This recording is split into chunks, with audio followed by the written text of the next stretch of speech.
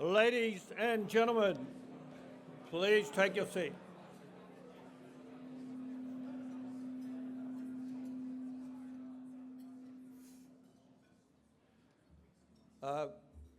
Very warm welcome to a unscheduled lunch. We would normally have this as a leading edge event in the evening. So as the little message we sent out said to you, this is we decided, because of Nickel Industries, we've decided to put this as a lunch event, and we do love our lunch events. And getting close to Christmas, one more to go, and wonderful to see such a big turnout, and warm welcome to a big group of Nickel Industries who are with us too. Well, what a resounding 24 hours we've had on the world stage. It's I think we're all shaking our heads. It's going to have resounding implications to lots of things around us, and a lot of people are on notice about the importance of producing things in the world, and producing things in the world is our job. As miners, it's our duty to our nation and to our industry, to our shareholders and to our families, and I think we can take considerable courage from that international event and the messages that will percolate through to our country. It's quite an astonishing event. I'm sure you all feel the same way. Oh, I was talking about the US election. Who'd have thought? So anyway, look, on behalf of Trevor Sykes, our patron, his beautiful bride Daya is still unwell. Trevor hasn't been able to attend for quite some time. He's still our patron and our national treasure, so I always introduce on behalf of him as well. And I also would like to open by thanking our sponsors. As you know, you do not pay membership to be here as Sydney Mining Club members, and instead it's through the generous sponsorship of our sponsors. I always like to read them all out for their own recognition. From this end, we've got AMEC, Veritas, TEAS, Taurus, RAAS, the Research as a Service, New South Wales Minerals Council, and you all know Steve Galilee co-chairs. I'll talk a little bit more about chairing. AME Group, major sponsors, GBA Capital and BDA. So keeping, oh look, Norm, I think we've got a new sponsor there by the look of it. Is that Nickel Industries? There you go. That was a pretty subtle hint, wasn't it? Kingsgate, Ioneer, Bernie Rowe is here today, and I'll just stop for a quick little message about Bernie Rowe. Bernie Rowe's Ioneer has been granted fully permitted federal permit for the opening of the Rhyolite Ridge, construction of the Rhyolite Ridge lithium and boron project in Nevada, and Bernie's been, he's one of us, he's from Sydney, and he's driven that discovery. Happy shareholder. Lucky I bought back in at doubled down at 14 cents, Bernie. It's been, thank you. But it is a great story, mate. It's a great pride that we have you now on our register of sponsors here. So, yeah, great admiration. Fender Geophysics, Andrew Sloot is another great Sydney player. CRU, CRE Insurance, great fellas. Do a lot of insurance work around the mining industry, and APM Graphics. So, yeah, look, why don't we just stop and put our hands together for our sponsors. Give them your thanks in person, and better still, give them your business. They make the wheels, they make this whole place go round year in, year out. I've got a special thanks to our sponsors too. I don't know if you remember, about 2 years ago, there was a very unfortunate story that appeared on the ABC where the Sydney Mining Club, and me in particular, was accused by the ABC of channeling election funds from Hancock prospecting to the Liberal Party. I couldn't think of anything worse that I could possibly ever want to do. But this was damaging, and it's been a very difficult time for me personally, because I've had to weather this out. And the Australian Electoral Commission has now investigated the matter. I put out a message at the time to all of the sponsors and said what had happened and explained the efforts that we'd made, lodging returns and trying to find out what the right thing was to do, just in case it was seen that the Hancock's sponsorship of the mining club and the membership of the Australian Business Network that it enabled was seen that way. And I'm very pleased to say that I have in my hand right now a draft finding from the Australian Electoral Commission, which says that, which finds that there was no wrongdoing on the part of the Sydney Mining Club, of the Liberal Party, or of Hancock Prospecting. So it was the environment writer from the ABC who ambushed us. Michael Slezak is his name. Give him my regards if you see him. He is the loser on this occasion, and I plan to offer as much pain to the ABC in return for what it's done to me over that matter. But thank you especially to all of those sponsors who trusted my word over the word of that terrible story that was put up and all the innuendo and slur that was given to me. He wasn't a political writer. He wasn't the business writer. He was the environment writer. So obviously hoping to throw mud at some miners and get advance his career in that manner. Well, that's played out pretty badly for him. So anyway, great relief and good to know that the AEC, heart of our democracy, is a fair organisation and it takes the time to dissect such matters, and they have actually asked me to review this report before they publish it. So it's a very considerate approach. Oh. Thank you. That feels even just a little bit better. Thank you very much. So chairing. We now have a look forward to a fresh year ahead. As you've seen through this year, we've now stabilised the chairing and the arrangements of the Sydney Mining Club once more. We had some changes. Steve Galilee, our dear mate, Executive Director of the New South Wales Minerals Council, you know, up here, Steve will be chairing. Will Jeffries, who is also does a lot of, you've seen Will, and he's very a pro-mining activist. He's not an activist, but a journalist is probably a better word. And he actually writes political and current affairs for Ben Fordham on 2GB, which is listened to about 6 or 7 times the listenership of the ABC in the morning. And so you'll see there's more current affairs, and we'll be bringing that forward. So there'll be a rotation between Steve and myself and Will, and we're very happy to be working together and lining up. And Will's also been doing the bookings for the year ahead. If you want to put a name forward, company you think should be in there, you want to check whether they're worth doing, that's Will with his hand. Just stick it up again, mate. Looks like Henry Lawson over here, bloke with a moustache. Just mention it to Will, and he'll see if it can be scheduled in the coming year. Nickel.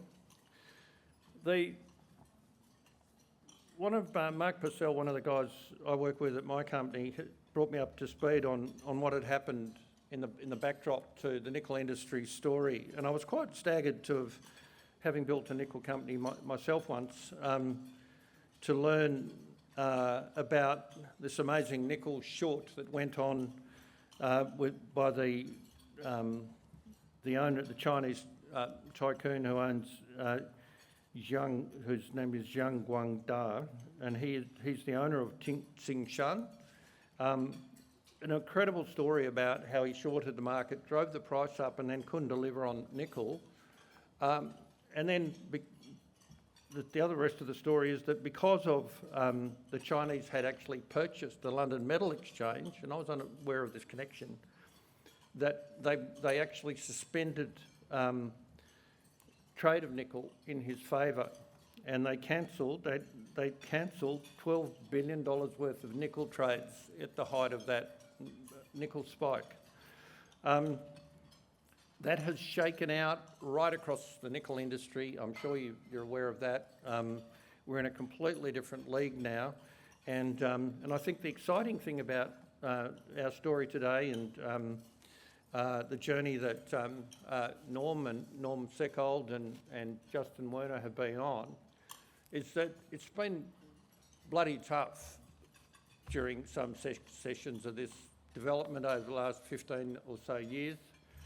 As with all our great developers and promoters, courage and persistence is the thing that some days you don't know which one you're being. Some days you just think you're being persistent. Other days you have to be courageous.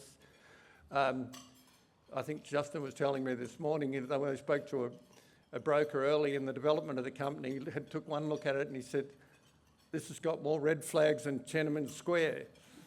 And yet these guys have operated and come through, and I think it's a fabulous story, and it is the story that we've moved to a lunch today. And I'd like to, Justin, if you'd like to come up here and join me, mate, if you're ready to go. We do have a video to start with. Nice big long video. There's a few minutes left for you to speak after this video, Justin. But it's a great video. But please, let's start just by welcoming Justin Werner, and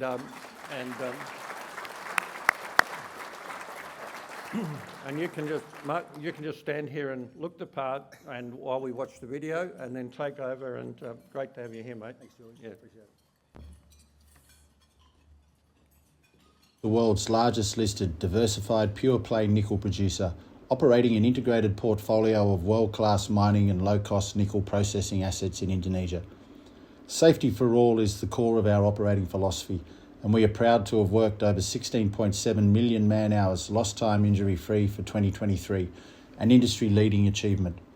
The company is now Australia's largest foreign investor in Indonesia, investing over $3 billion in support of the Indonesian government's vision to grow its domestic nickel mining and refining capacity into a world-class EV and battery production hub. Having established ourselves as a globally significant producer of nickel pig iron for the stainless steel industry, we are now rapidly transforming into the production of Class 1 and intermediary nickel products for the electric vehicle and battery supply chain. This transition commenced in 2023 with the company acquiring a 10% interest in the Huayu Nickel Cobalt HPAL project, one of the first Indonesian HPAL projects to be successfully built, commissioned and ramped up to 30% above nameplate capacity in under 2 years. This transition continues with our investment into the acquisition of a 55% stake in the Excelsior Nickel Cobalt HPAL, a third-generation HPAL with an annual capacity of approximately 72,000 tonnes of nickel metal per annum. The ENC project will benefit from leveraging the learnings and expertise of the team that built the HNC HPAL, and like all of the projects we have collaborated on with our partner and largest shareholder, Tsingshan, will come with a unique set of construction and performance guarantees that have underpinned Tsingshan's unrivaled track record for project delivery and execution. These guarantees include a CapEx guarantee, eliminating the risk of any cost overruns, a timeframe guarantee of no more than 24 months from October 2023, and a nameplate guarantee of 60,000 tonnes per annum of nickel metal. ENC will further benefit from a highly competitive fiscal regime through a 15-year corporate income tax holiday with an additional 2 years at only an 11% tax rate. ENC will be the first HPAL project globally to produce 3 of the key Class 1 and intermediary nickel products, being mixed hydroxide precipitate, nickel sulfate and nickel cathode at the lowest global cost and carbon intensity, with full traceability from mining to refining, with all being supplied a short distance by slurry pipeline from the company's 80% owned Hengjaya mine, and tailings then being returned to the mined out pits to be recontoured and revegetated, making this global best practice for tailings storage and management. Hengjaya Mine is a world-class 5,983 hectare nickel laterite mine, less than 20 kilometres from our processing operations, with current resources of 3.6 million tonnes of contained nickel metal, making it one of the largest known nickel deposits globally. Our mine has been consecutively awarded the coveted Green Proper rating from the Indonesian Ministry of Environment and Forestry, one of only 2 nickel mines in Indonesia to receive this rating, along with the highest MSCI rating for any Indonesian mining and metals company, and 3rd percentile ranking on the S&P Global Sustainability Index. Hengjaya Mine is committed to comprehensive biodiversity and rehabilitation programs, which since 2019 has seen it remediate over 2,000 hectares of land by planting over 2 million trees that will provide a significant future income stream for the local communities. We have also received approval to establish a 197 hectare biodiversity area, where we have studied and identified areas of primary forest and endemic flora and fauna.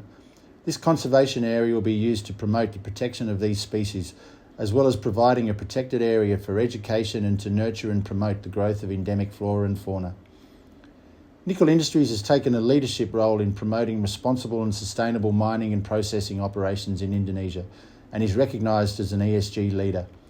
Our core ESG pillars are focused on local community, employment, empowerment and development, achieved through a number of programs including education, health, waste management, women's empowerment and adoption of renewable and clean energy.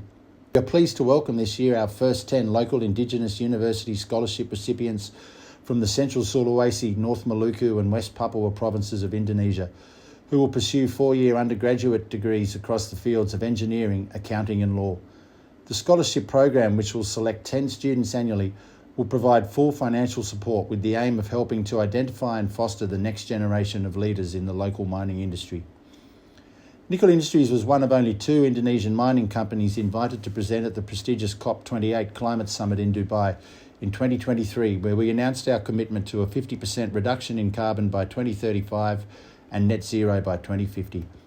These targets will be achieved through a carbon reduction roadmap with a number of initiatives already underway, including signing of an operational lease agreement to offtake power from Indonesia's largest solar project, a 250 megawatt peak plus 80 megawatt hour battery energy storage system, and the first successful trial and use of electric vehicle haul trucks in Indonesia at our Hengjaya mine. The HNC HPAL project already operates at a carbon intensity of less than 7 tonnes of carbon per tonne of nickel, making it one of the lowest carbon emitting operations globally, and uses innovative practices such as meeting 60% of its power requirements through the conversion of heat from its captive sulfuric acid plant into low-cost, low-carbon energy. These same innovative practices will be adopted and further refined at our ENC HPAL.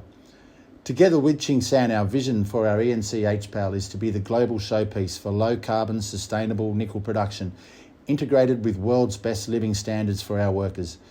It is envisaged that the greater ENC area will evolve into a green forest precinct living area, comprising apartments, villas, gymnasiums and sports fields, utilising clean electric power across all buildings and transportation fleets, including forklifts, excavators, commuter vehicles and trams for moving employees around the project. As the world moves towards decarbonisation, spearheaded by the electrification of passenger vehicles, NIC's objective is to become the world's preeminent diversified nickel company, with its operations and core values underpinned by an unwavering commitment to safety, sustainability and innovation.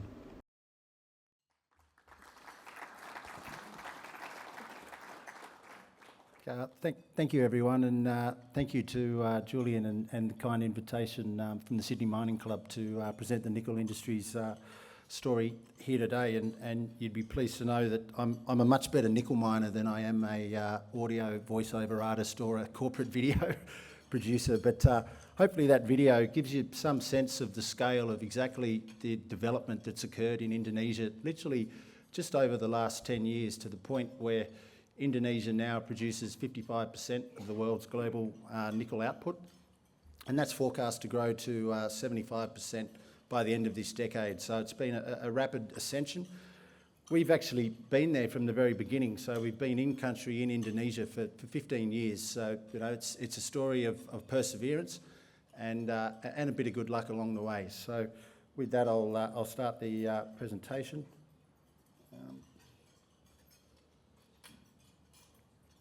So just to introduce Nickel Industries, we are the largest listed pure diversified nickel producer. And really the keys to our business is integration across the mining and refining value chain and product diversification across the nickel products that we produce. And that gives us access to a number of different segments of the nickel market. We have sort of two distinct business segments. Those are our mining operations, which are integrated with our processing facilities. And our processing facilities are a mixture of rotary kiln electric furnaces, which produce nickel pig iron and nickel matte, and high pressure acid leach, which currently produce MHP, and a new high pressure acid leach called ENC, which will start commissioning in the second half of next year. And that will increase or further expand our product offering from MHP, which we currently produce, to nickel sulfate and to nickel cathode. And that gives us access to three distinct key end markets, and those are electric vehicles, batteries, aerospace, and stainless steel. So you can see in that chart there the different types of ore that we have, limonite and saprolite, and then the different products that we're able to produce from those different ore types. Just to sort of set the scene in terms of the growth that I spoke about that's occurred in Indonesia, I mentioned 55% of global nickel production last year, forecast to be 75% of nickel production by the end of this decade.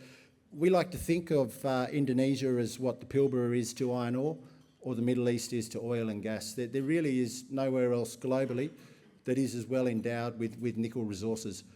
Why has it taken so long for Indonesia to be developed? It's laterite ore bodies, or lateritic ore. Historically, it's been very tricky to produce, but significant advances and innovations have seen lateritic ore now being able to be processed at the lowest cost globally. If you look at what's happening in country in Indonesia in terms of the investment, up to US $50 billion of actual and committed investment all across the value chain, from mining to refining to batteries to actually the manufacture of low-cost EVs for the Asian market, and that's already being undertaken by Hyundai. But you look at those names, the initial wave of early investment was very much Chinese, but now you see names coming in there like Ford, like Hyundai, who I mentioned, LG Energy Solutions, Eramet. And so, we are now starting to see a lot of global players, ex-China, are now coming and investing in Indonesia because of obviously the abundance of ore, the fact that you can sit at the lowest quartile in terms of costs, and the fact that there's also some very attractive fiscal incentives for companies that invest in Indonesia. Just to give you a feel for how successful this policy's been, in 2013, Indonesia at the end of 2013 implemented a ban on the export of raw ore. So I guess it would be similar in Australia to saying, okay, we're not sending any more iron ore to China. We're going to bring all of the factories into Australia and we're going to do all of the value adding in country. In 2013, about 600,000 tonnes of nickel was exported, predominantly or almost all of it as nickel in nickel ore. The value of those exports was about US $1 billion, and at the time that was a LME nickel price of around $25,000 a tonne. 2 years ago, Indonesia exported 600,000 tonnes of nickel, but in value-added products, stainless steel, nickel pig iron, MHP. The value of those exports was about 15 billion US. So you can see the massive value uplift that's been captured onshore. You look at the names that are investing, and then when I move to the next slide, you can see the impact of that investment. So the two industrial parks that we operate out of are two of the world's largest industrial parks. IMIP, which is the industrial park on the left, that is the world's largest fully vertically integrated stainless steel park. So it has production capacity of about 3.5 million tonnes per annum. But it's actually now grown to be more than just a nickel and stainless steel park. There's other operations within the park, such as ferrochrome, ferromanganese, a new lithium hydroxide plant, cathode plant, and there's 45 global partners that have invested in this industrial park. So it's really hard to capture the size and scale in the photos and even in the videos. But what's occurring in Indonesia is truly remarkable. IMIP, for example, has over 100,000 employees, and 97% of those are local Indonesians. IWIP, which is sort of a replica, but not at the same scale yet, is also close to 100,000 employees. We're very proud of our safety and ESG record in Indonesia. We're considered leaders in ESG and safety. We have the highest MSCI ESG rating of any metals and mining company in Indonesia. Our S&P score has improved considerably from 7 in 2021 to a recent score of 37 in 2024. And the actual global mining average is around 29, so we're actually above the average for global metal and miners. In terms of safety, in 2023, we worked 13.7 million man-hours LTI free, and our TRIFR and LTIFR are significantly below the world steel average. The Green Proper rating in the middle there is one of our proudest achievements. This is a rating that's given by the Indonesian Environmental and Forestry Department. We're one of only 2 companies to have received a green rating, and we're on track this year for our 3rd consecutive rating. And we're targeting to be the first company to receive a gold rating. In terms of some of the other carbon reduction initiatives that we've undertaken, you saw in the video, first successful trial of electric vehicle haul trucks, and we continue to increase the size of that fleet. Indonesia's largest solar project, which we're an off-taker, 250 megawatt peak plus 80 megawatt hours of battery energy storage.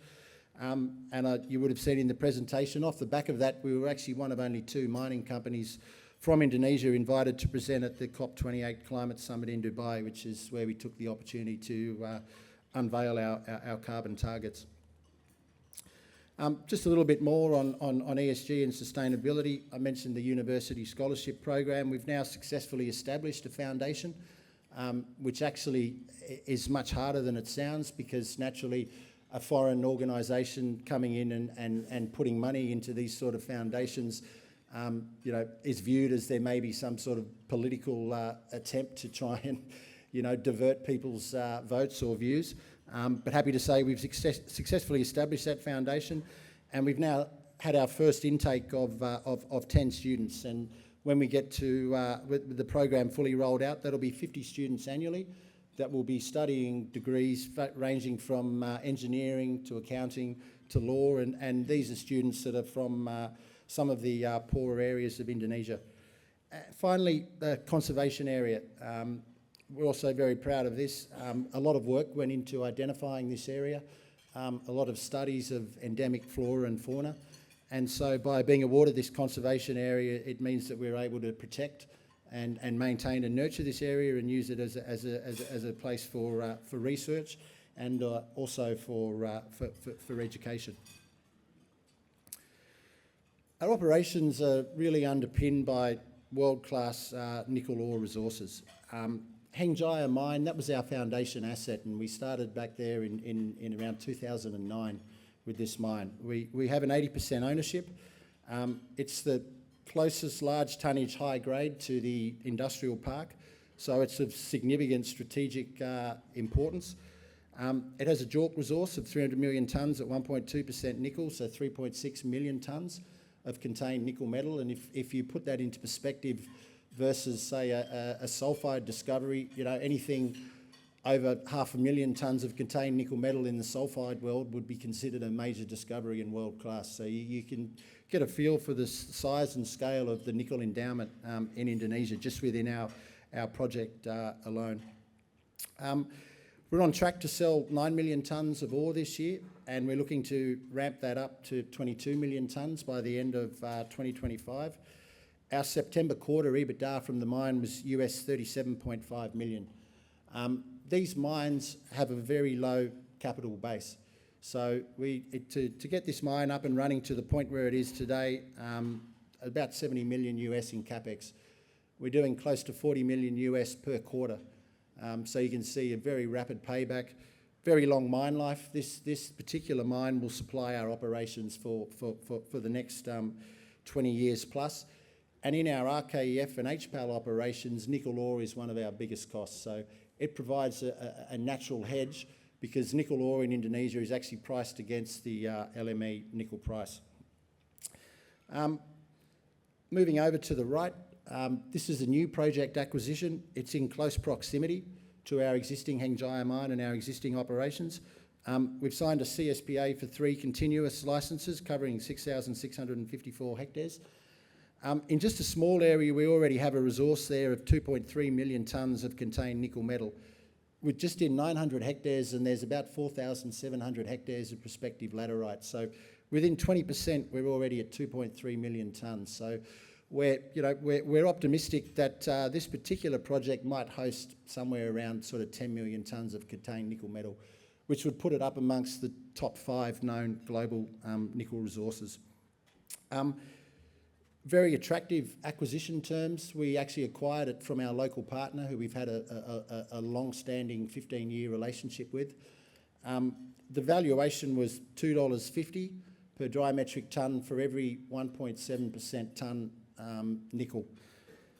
What that means is that everything under 1.7% we're effectively getting for free, and our RKEF operations are actually running off grades of 1.5 to 1.6%, and our HPAL operations will run off grades from 1.1 to 1.3%. So where we currently sit with that project is an acquisition value of $43 US per tonne of contained nickel metal.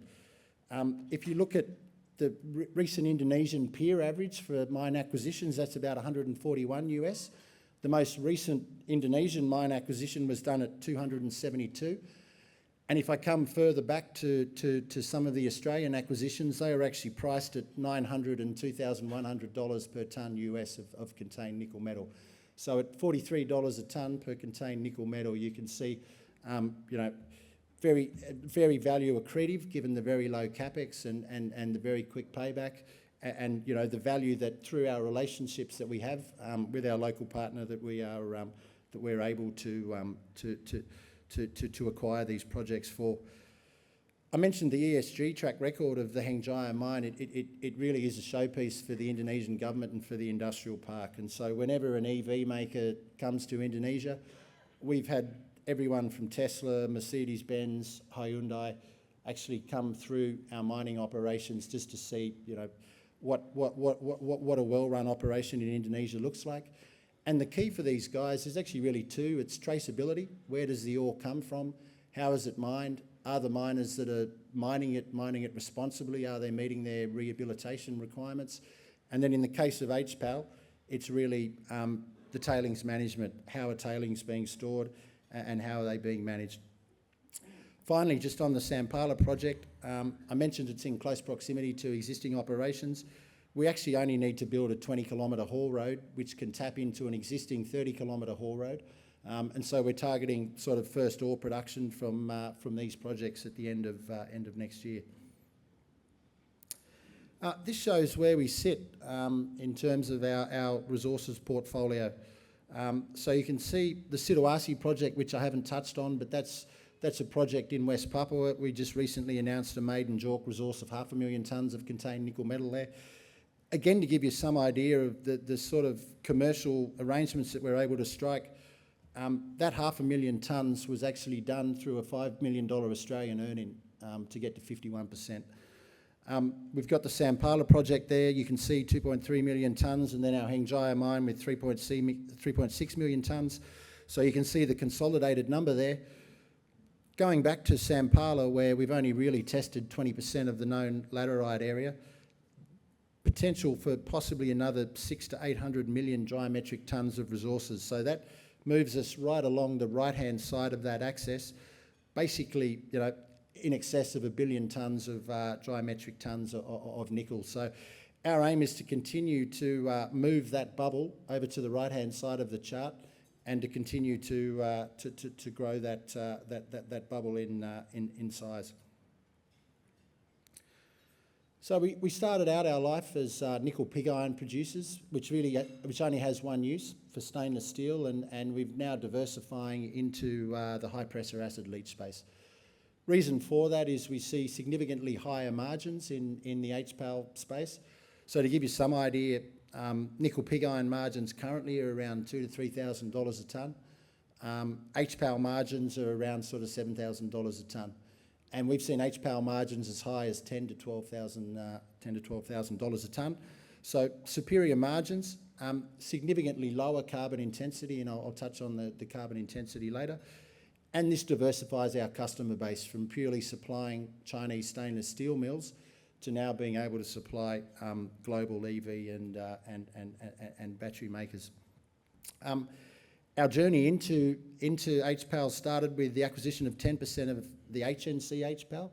That was actually built during the COVID pandemic in less than 2 years and ramped up in less than 6 months. So it actually has the world record for the quickest build and the fastest ramp up of any HPAL globally. It has a nameplate capacity of 60,000 tonnes, but it's actually now producing around 80,000 tonnes. And I mentioned the fiscal incentives that are on offer from the Indonesian government. HNC has a tax holiday of 15 years at 0% tax, and then following on from that, an additional 2 years at 11%. So all of our processing operations have tax holidays ranging from 7 years up to 15 years. That's obviously freed up a significant amount of cash that we've been able to reinvest into the business, into growth, and has also meant that we've been able to balance that growth with being a material dividend payer. So, you know, currently at sort of above a 5% dividend yield. Our journey into the transition into HPALs continues with the ENC HPAL there on the right. We have the rights to acquire a 55% interest. We're currently at 44% interest. So we have a remaining payment of US $253 million, which isn't due till the second half of next year, basically when the plant is commissioning. It will have a nameplate capacity of 72,000, but it's effectively a replica of HNC, only there are some improvements, and it's actually utilising the same team that built HNC. I mentioned commissioning expected mid-2025, the fact that it'll be the first HPAL globally to produce 3 of the key Class 1 and intermediary products. And it comes with something that's very unique that you really don't see in the resources market, is it comes with a CapEx guarantee, a nameplate guarantee and a timeframe guarantee. That's really what has allowed us to grow so rapidly. So we're now Australia's largest foreign investment into Indonesia. So I mentioned in the video, close to US $3 billion. We've actually surpassed the ANZ Bank in terms of investment in country. And really we've been able to do that off the back of these comprehensive set of guarantees. Every time we go to debt and equity markets, they know we're not going to come back in 9 months, 12 months, you know, citing inflation, citing logistics issues, whatever. That every project has been delivered actually well ahead of time, and it operates well above nameplate capacity. So we're effectively shielded from any of those risks. And I'm sure, you know, all of us here in the mining space, we've all been in projects where we've had CapEx blowouts or time blowouts. You know, it's challenging to build a project. If you look at what's actually happening in Indonesia, there's now a moratorium on the issue of any more RKEF permits that produce nickel pig iron.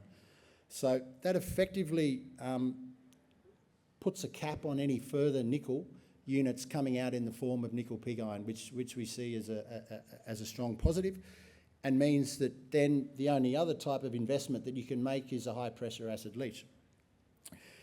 If you look at what's actually happening in country, you can see the operating plants there. You can see HNC at the top, in which we hold a 10% interest, and you can see 4 other operating HPALs within Indonesia. There's been a lot of announcements around planned projects and, you know, MOUs signed for projects and feasibility studies to be conducted on HPAL projects. But if you actually look at what is currently funded and actually under construction, there's actually only really 2 projects of any size and scale. That's ENC, which we have a 55% ownership in, and Blue Sparkling Energy, which is a project with our partners in a different industrial park. So you add the capacity up of ENC and Blue Sparkling Energy, and you come up with about 130,000 tonnes of new nickel capacity that is funded and should come online at the end of next year. You then overlay that with actually what's happened in global nickel markets, and you can see the extensive shuts or projects that have been placed on care and maintenance. And you can see at the very bottom there in the bold blue, that adds up to almost 500,000 tonnes of nickel metal that has come out of the market more recently. So, I think the bearish view of oversupply coming from Indonesia is a bit overdone, and we think that'll play out over the coming years, as I think, to the ENC H-Power, that's a $2.3 billion US investment. Easy word to say, much harder thing to finance. And so I think for many producers, that entry cost of capital will be inhibitive, other than for those such as ourselves, who already have a good track record with banks, with our mining performance, and with already established mature operations in nickel pig iron, which are generating strong EBITDA quarter on quarter. I mentioned the carbon intensity. So HNC was audited by an independent group out of Europe called SCAN, and the carbon intensity actually came out at around or just slightly below 7 tonnes of carbon per tonne of nickel. We actually compared that to the Australian peer average at the time, but most of those aren't around anymore, but the Australian peer average was 11.2. In fact, there was only one project, which was Nova, that was slightly less. So I think HNC came out at 6.97 tonnes of carbon, and Nova came out at about 6.3. So these next generation of H-Pals are some of the lowest carbon intensive in the world. And how do they achieve that? Innovations such as they have integrated captive sulfuric acid plants. And those sulfuric acid plants generate a significant amount of heat. That heat is converted into low carbon power, and power is basically about 60% of the HPAL's power requirements. ENC has also been given the backing by Tsingshan to be really a global showpiece, not just for nickel production, but also for worker standards. So there is a plan, which you can see in that middle top photo there, to build accommodation for the 4,000 to 5,000 workers that will work at the ENC HPAL. It'll be all new, modern, state-of-the-art apartments, all full Wi-Fi.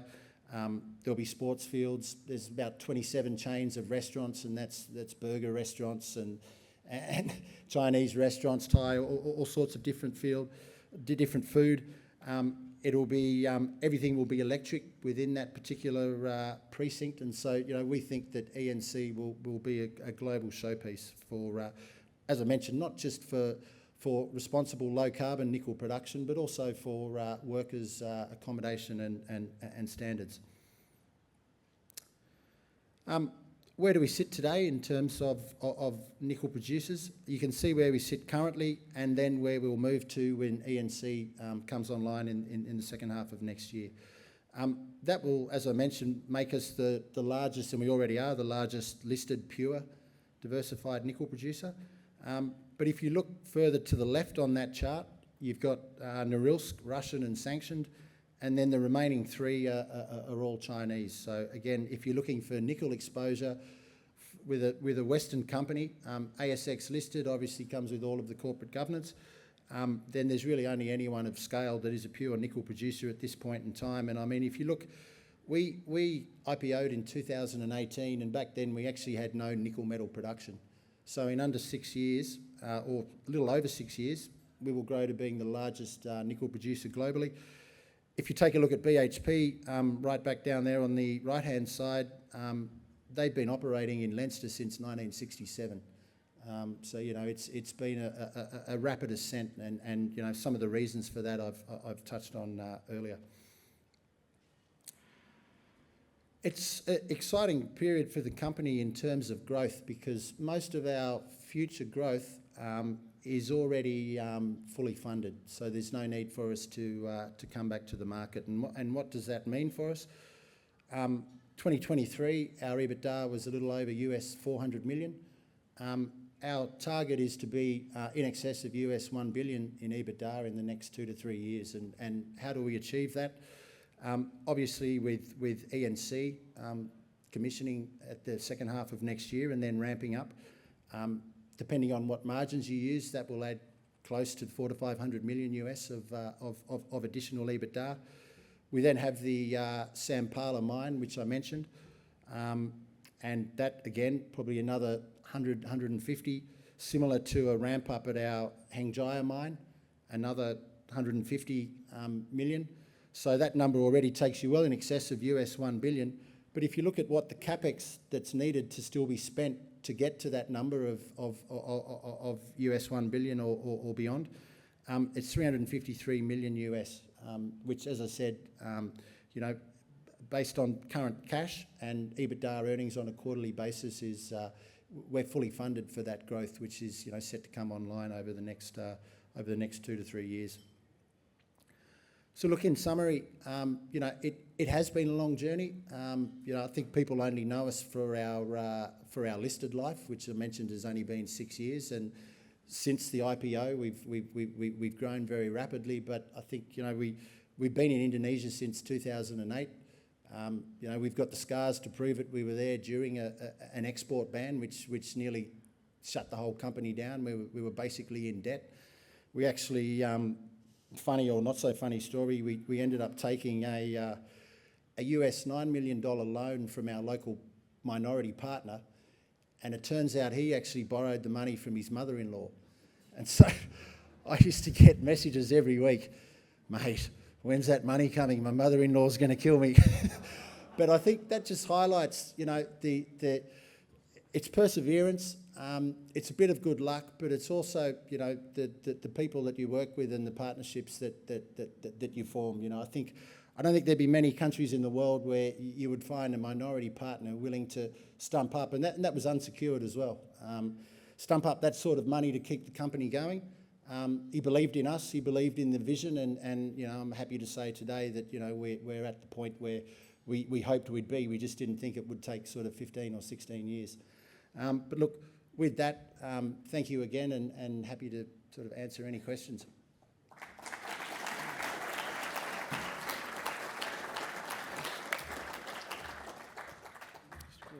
Thanks, mate.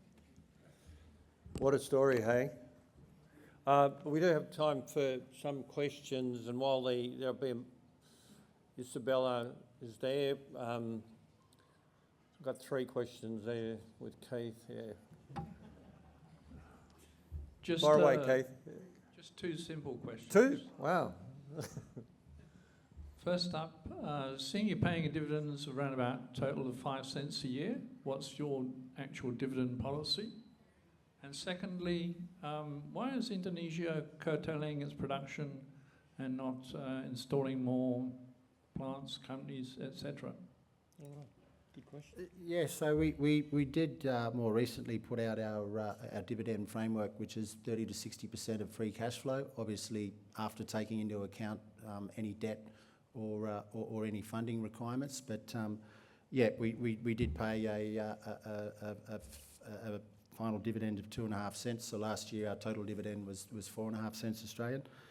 And then in relation to the second question, look, we are still seeing growth in Indonesia from foreign investors, and the Indonesian government is doing a lot to try and woo more foreign investors to come in. As I mentioned, it's predominantly been Chinese investment to date. I, for example, was actually in Washington about 3 or 4 months ago, and we had a meeting, and look, the Indonesian government and US government are very closely looking at a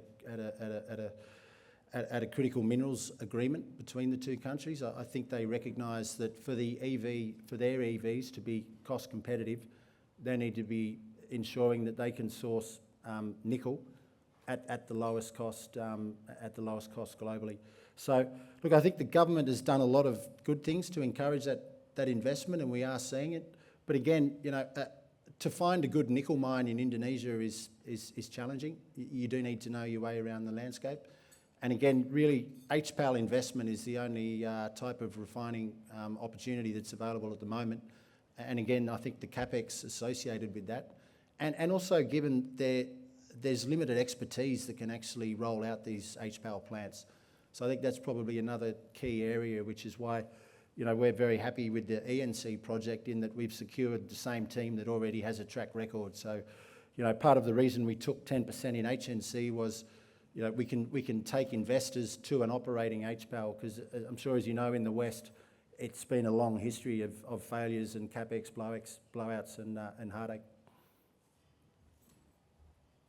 While if there is another question coming, one in the interim, the tax holiday and gentle ratchet up, very gentle, is that done by a declared special economic zone around an area, or by the operation, or by the company, or what's its basis? Is it a special economic zone?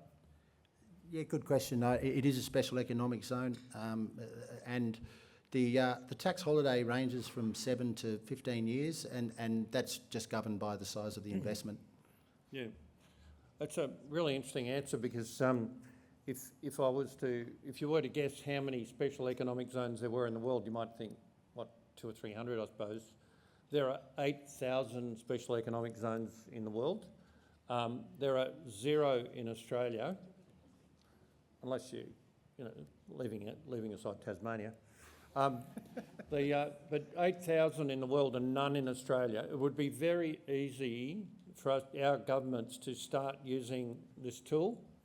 We've done a lot of research on it. If anybody would like to know more about special economic zones and how they could and should be applied in Australia, you can see the kind of real incentive that it creates, and look at the extraordinary explosion of activity and people who've been attracted to that area.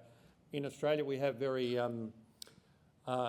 anal Treasury folks who, as soon as you mention anything that involves a reduction in taxes, they read reduction in revenue, overlooking the fact that it will actually dramatically increase revenue if you use these things. And what better case example than you've given. Have we got another question around the room? There's one down the back over here. Oh, I've got one over here.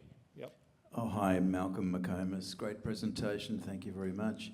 Could you just give us a bit of a layman's view on currency controls, money in and money out of Indonesia, given that a lot of money's gone in?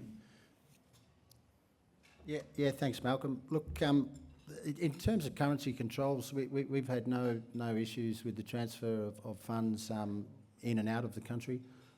We do have Singapore holding companies interposed in between the Indonesian and Australian companies. I think we were a very early dividend payer, and the reason for that was that we wanted to allay the fears of shareholders of money being trapped in Indonesia and not being able to be flowed back to the parent company. So, look, in terms of money flows, absolutely no issues. Yeah, wow. Try Papua New Guinea in comparison. We had another one back here. Yeah. Just on the performance of your HNC project, you're up 80,000 tonnes per annum. I think that's a 30% beat on nameplate. Any particular drivers that's delivered that for you, and any read-through then into how we think about what your steady state might be out of ENC? Yeah, typically these guys sort of aim to perform above nameplate, and we see historically it is 30% above nameplate. So some of that does come about through high grading in the early years of the life of the operation. For example, our RKEF kilns in the early days were processing 1.8% nickel. They're now doing sort of more like 1.5 to 1.6 now that they're paid back and they're stable. And it's sort of similar in HPALs. The early feed grades are around 1.3%, and that will decrease to around sort of 1.1% as they're mature and more stable. So, but look, the over delivery and the execution has, you know, they haven't missed a project yet. And one of the questions we get consistently is, what have they done so differently to everyone else in the West where HPALs have failed? And it's interesting, their answer is we basically went back and simplified everything. So I think a lot of the HPALs that were attempted in the West were significantly over-engineered by people trying to, you know, squeak out an extra 0.5% or 0.2 bips or whatever of additional recovery. It very much went back to basics, but also there's this sort of conception that it's all this Chinese black box technology. In fact, all they do is they're taking the best of breed technology from countries like Germany, the US, the Netherlands. Some of it even comes from Australia, and basically putting it all together. So, you know, the HPALs that you see now, or the new generation HPALs that you see in Indonesia, are sort of delivering what HPALs were intended to do when people first started playing with them in the sort of 60s and 70s. Yeah. How interesting! You're reading my question, weren't you? It is an amazing development. HPAL was always a ghost ship. It was very difficult to operate. Koniambo, the one in Madagascar. So many examples of high pressure acid leach going sideways. And I was deeply curious as to, and what a great answer. They've trimmed it down, they've simplified it, they've thought it through, and they haven't relied on consultants, outside engineering firms. They do it all in-house, correct? Mm-hmm. And keep it simple. Of course, the great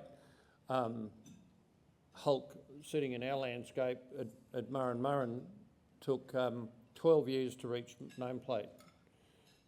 Yes, pioneering, you could regard it as pioneering, but there was certainly a lot of very silly engineering ideas that lasted 3 days, and then they had to shut down and rebuild all over again. So trying to build too much complexity into it. But the other interesting thing, just we were talking about it earlier, was with HP, which HPAL, sulphur is imported. Sulphur needs to be burnt to make SO2 for acid. And there's a massive 60% of the energy for the plant actually comes out of the burning of the sulphur, which makes it such a low carbon process. Yeah, there you go. I was listening. So, Philip Hellman. Oh, thank you for a great presentation. I must admit I got a bit lost amongst the acronyms, but there was a lovely slide of your limenitic ore sitting over your saprolitic ore. How is the saprolite processed differently from the limonite that's overlying it? Thank you. Yeah, no, thanks, Sean. Good question. So the first wave of investment in Indonesia was in rotary kiln electric furnaces, which is a pyrometallurgical process. So it uses heat to basically convert nickel into nickel pig iron. Very energy intensive and basically powered by coal-fired power. That's why the government has put the moratorium on any further RKEF. The HPAL process uses the limonite ore, which actually sits on top of the saprolite ore, is a much lower grade ore, so significantly lower in value, but actually produces a significantly higher value product and a diversified product. So as you saw, you know, from limonite ore, we can get MHP, we can get nickel and cobalt sulfate, we can get nickel cathode.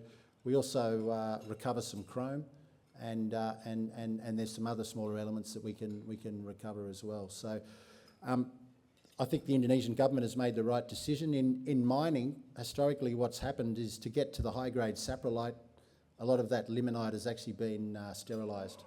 So I think now that's why the government has said, let's start at the top with the limonite and with the high-pressure acid leach, which higher margin, lower carbon intensity, and a more diversified product output as well. One more just interesting point of interest from my point of view is in that complex, how much Indonesia's got a wealth of coal, lower grade than ours, but plenty of it cheaply had. How much power is being generated through coal firing? Yes, so within IMIP, there's in excess of about 5 gigawatt of power that is coal-fired power. Again, the industrial park has made a commitment to the Indonesian government that, and then there'll be no more new licences issued for any more coal-fired power. And so Tsingshan has made a commitment for around 2 to 3 gigs of solar. And so we're actually the first project that's kicking that off of any scale, and that's 250 megawatt. But the plan is for 2 to 3 gigawatt, and also looking at other clean or renewable sources such as wind and hydro. And I think what you'll probably see too in a few years as some of these coal-fired power plants start to get a little long in the tooth is that they'll probably be converted to gas-fired power. And you know, Indonesia does have its own gas fields that it could certainly supply into. Okay, we've satisfied the curiosity out there. I've actually got a little present for you. And Isabella, would you like to just come up here? Somebody I'd like to introduce who's going to be helping us a lot going forward, Isabella Ma. I also want to thank Lelda Smits and Julia Maguire for your efforts in membership. So thank you, ladies, and bringing this show on. Come up, say hello, not being shy. Yeah, please meet Isabella. She's going to be anything you need. There you go, look at that. Why don't I ever get one of those?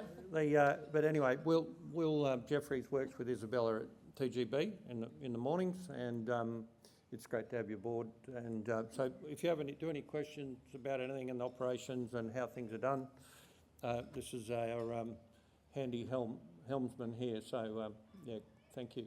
Thank you. Now, present time. Members will be familiar with this, but this is our standard gift. It is a beautiful real replica of our own replica of the Eureka flag. It is made from all-weather material of the highest quality, you know, the durable stuff that you can leave it up there for years and it doesn't fade, the really good stuff. And the nice man insisted that the zinc clips here were made from Australian zinc, if you believe that. But anyway, it's certainly it's not a as I always emphasise, it's not a flag of the CFMEU or of any redneck. It is the flag of the miners of Australia and the people of Australia, in my view. A very strong message in its foundations about how government should treat its population. So it's on behalf of all of our members that I'd just like to present you with this special little baby, Flight with Pride. We're up there in Indonesia, and put your hands together and please thank Jackie. Thank